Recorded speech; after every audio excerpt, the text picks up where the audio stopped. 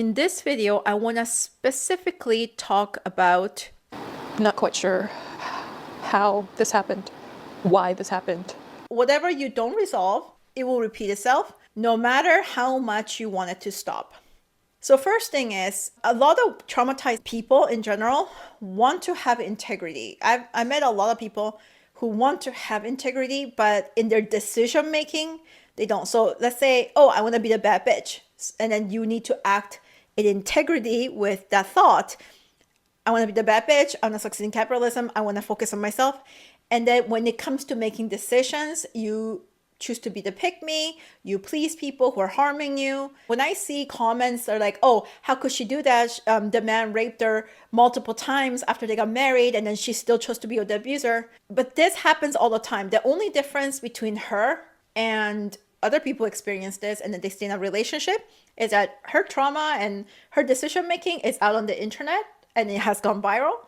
And other people's life, other trad life influencers, their life, they're experiencing marital rape too, probably, but it's never made it to the internet. Good decision making is very difficult when you don't have healthy standards. So she doesn't know why or how. So the mistake she made right off the bat is only understanding abuse or problematic behaviors from a surface level. I just don't know how he was able to get away with it and so sneaky.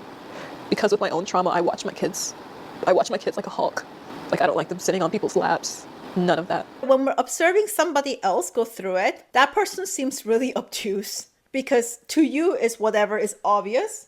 Maybe you don't share the same kind of trauma because you don't have an emotional attachment or the desperation to make it work, like a marriage, or in her case, she married a man real quick because she needed a place to stay, which if you look at it, she actually did have a ton of options, probably anything but moving in with a stranger guy that she doesn't know.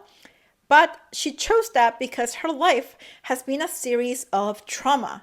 We repeat and we make decisions based on familiarity. And when you are severely traumatized from dysfunctional family, what is very scary actually feels like excitement. Adrenaline junkies have that. People who do extreme sports, people who have been very traumatized, they'll choose very scary people and think that they were very nice. Just from our first date, it just felt natural.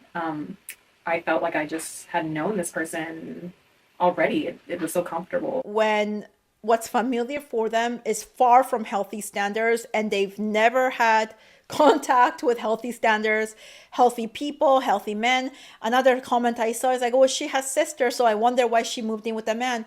We don't know what their relationship is like. Just having family means nothing. Doesn't mean they're close or the sisters are reliable or that she feels safe with them. This is one way that you can stay objective when you're having conversations. Believe their actions. I don't believe how they portray a relationship. If they think they're close to somebody and they have never been close to people, then in reality, it's not going to be close. It's going to be like a stranger relationship.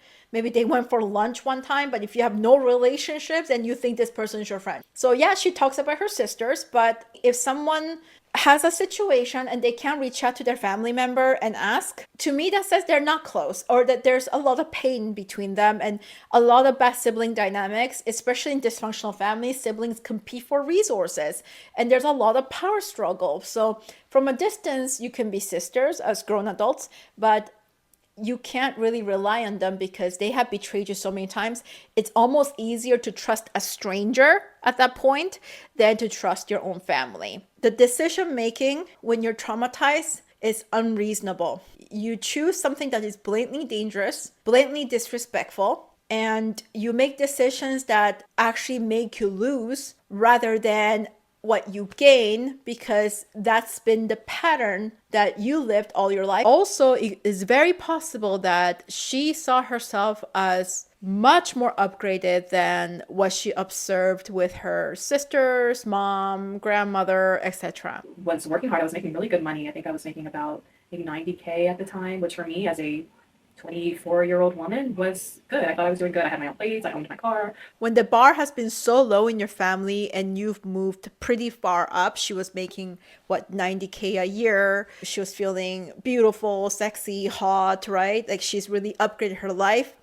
you can get this type of, it's like a bravado bias that you've conquered it all, where you start to become very biased that you are a great decision maker because the bar had been so low and you have already made it so far compared to a lot of people in your environment. That's why if you're the most successful, if you're the best in your environment, that is not an environment where you can grow. In fact, it can make you go backwards because it's not an environment that pushes you to become healthier and more successful and abundant. It's one that directs you to make bad choices because it's like you've hit the glass ceiling of I success. soon realized after one Christmas of it just being me and my two boys that I wanted a family. I wanted more for myself. It felt so lonely and it was sad. It was really sad. Survival stage is also scarcity mindset, like that desperation. So I had just got paid and I was like, okay, we seem like we're really talking about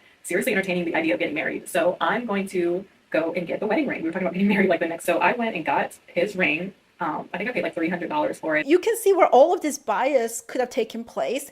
She gets message back that is saying, no, this man is very dangerous. Because after she gets married, she gets raped multiple times by this man. If she's thinking, oh, I'm manifesting all of this, because I'm so empowered, I'm the bad bitch, I'm making good decisions, and then the rape happens, she can't accept that as rape. Confusion is like, oh, wait, but this is supposed to be like manifestation. It was like sad to even say like I could get past some of these things. A test of somebody's EQ, in my opinion, is how fast and well they detect covert aggression, covert abuse, and microaggressions, and how effectively they respond to that to take their power back. That is the sign, the ultimate sign of somebody's EQ, in my opinion, because that takes reading the person extremely well, having self-control, impulse control, and very fast strategizing, and then responding in a way that is very effective, empowering, protecting of themselves. And when you practice this, that's how you heal from your mother and father wounds, parental wounds, family of origin. In addition, you become a very good capitalist and you understand power and you pull the strings and you start making more money, become significant, gain your reputation in capitalism. To do that well, you need to have the skill I previously mentioned, the EQ skills, because you gotta read people all the time. This is how you heal, as you navigate people well and make more money. There's not really other ways of healing. If you have any questions, put them down in the comment section. I would love to hear from you.